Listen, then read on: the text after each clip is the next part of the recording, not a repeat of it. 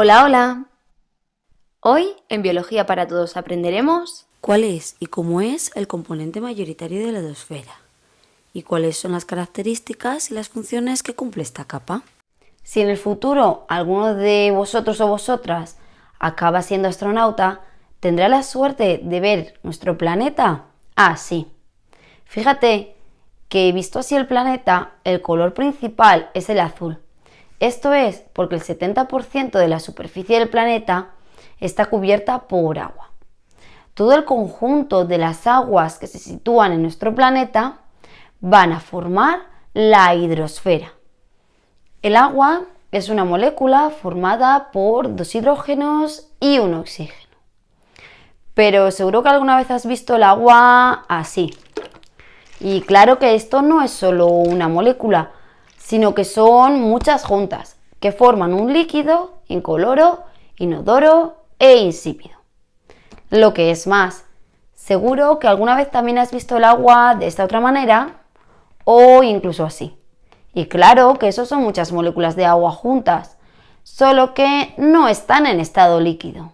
La temperatura del ambiente hace que las moléculas de agua se organicen y muevan más o menos. Cuanta más temperatura tenga el agua, más se mueven sus moléculas y más desorganizadas están. Cuanto menor es la temperatura del agua, menor es el movimiento de sus moléculas y más organizadas están. Así podemos pasar por 3 estados: sólido, con moléculas muy organizadas; líquido, con moléculas un poco desorganizadas y móviles; y gaseoso, con moléculas muy desorganizadas y que se mueven mucho. El punto de fusión del agua es la temperatura a la que el hielo se convierte en agua líquida, que es 0 grados centígrados. El punto de ebullición del agua es la temperatura a la que el agua líquida comienza a formar vapor de agua, que es unos 100 grados centígrados. Y los procesos que provocan estos cambios, si aumentamos la temperatura del agua, se llaman fusión al paso de sólido a líquido, sublimación al paso de sólido a gas directamente, y vaporización al paso de líquido a gas. Si por el contrario bajamos la temperatura del agua, los procesos que suceden son la condensación, si pasa de vapor de agua a líquido; sublimación inversa, si pasa de vapor de agua directamente a sólido; y solidificación, si pasa de agua líquida a sólida, es decir, de agua líquida a hielo. Como ya he dicho antes, el agua es una sustancia líquida, incolora, inodora e insípida. Pero es verdad que cuando la bebes, en muchas ocasiones habrás comprobado que el agua sí que tiene algún tipo de sabor. Esto es por las sales que lleva disueltas en su interior. Gracias a estas sales podemos distinguir 3 tipos de agua. El agua dulce, que encontramos en ríos o en lagos, que tiene una concentración baja en sal. La agua salada, que encontramos en mares y en océanos, que tiene una concentración de sal muy alta. Y las aguas salobres, que tienen una concentración de sales intermedias y que normalmente estas aguas las encontramos al final de los ríos, en la desembocadura, cuando el agua dulce se une o pone en contacto con las aguas saladas.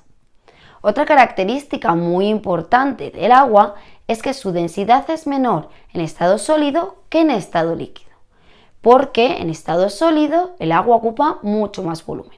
Te habrás dado cuenta si alguna vez has metido una botella de agua llena en el congelador y cuando la has sacado probablemente haya reventado. El problema que tienes es que ese agua congelada ocupa más que el agua líquida. Por esto, y por su menor densidad, hace que el hielo flote sobre el agua, algo muy importante para los seres vivos, ya que en las zonas muy frías ese hielo queda por encima del agua y los seres vivos pueden seguir viviendo por debajo de él y por encima. La siguiente característica que os cuento es la capacidad de disolver muchas sustancias en su interior, como lo hace con el azúcar o con la sal. Esto es gracias a la forma que tiene la molécula del agua. El que pueda disolver muchísimas sustancias en su interior hace que consideremos al agua como un disolvente universal y además propicia que un montón de reacciones químicas ocurran en su interior. Eso sí, todas estas moléculas siempre se pueden separar del agua, de manera natural o químicamente, como por ejemplo con la destilación. Además, el agua posee una elevada capacidad térmica. Esto quiere decir que necesita muchísima energía para que su temperatura aumente en 1 grado centígrado. Por ello, es un buen regulador térmico, ya que es capaz de absorber mucha energía antes de variar su temperatura. La última característica que veremos del agua es su alta capacidad de adhesión. Las moléculas de agua tienden a mantenerse unidas entre ellas y con otras sustancias. Esta característica es fundamental para algunas propiedades del agua, como la capilaridad o la capacidad del agua para ascender en contra de la gravedad por un tubo muy fino. La incompresibilidad del agua o capacidad para soportar fuertes presiones sin disminuir su volumen y la fuerte tensión superficial o capacidad de mantener unidas a las moléculas de agua superficiales, lo que permite flotar sobre ella a ciertos objetos y seres vivos. Ya habéis conocido esta maravillosa molécula que es el agua, pero ¿te has preguntado cuál es su origen en nuestro planeta? En los orígenes del planeta, el vapor de agua estaba encerrado dentro de la geosfera. Este vapor de agua fue poco a poco saliendo de la geosfera gracias a los volcanes y formando una atmósfera primitiva. Cuando se enfrió y esas gotas de vapor de agua fueron condensando, fueron al final capaces de precipitar a la superficie terrestre, empezando a enfriarla. Tras millones de años de este proceso, la superficie de la geosfera estuvo lo suficientemente fría como para que el agua se quedase formando lagos, ríos y los océanos. Pero, ¿por qué es tan importante el agua? Porque permite a los seres vivos acuáticos vivir en climas fríos, facilita el transporte de sustancias. En él ocurren muchas de las reacciones metabólicas. Además, permite nutrirse a las plantas, permite que algunos animales regulen su temperatura corporal, forma el esqueleto hidrostático, permite el desplazamiento sobre el agua de pequeños animales y también permite una conducción eléctrica. Como ya dije antes, el agua sólida va a flotar sobre el agua líquida, debido a que tiene menor densidad. Esto es muy importante. Imagínate un lago en invierno, en el que su capa superficial, debido al frío, se va a congelar. Esa capa superficial se queda ahí, en la superficie, haciendo que la temperatura muy baja de la atmósfera no toque el agua que hay en la profundidad.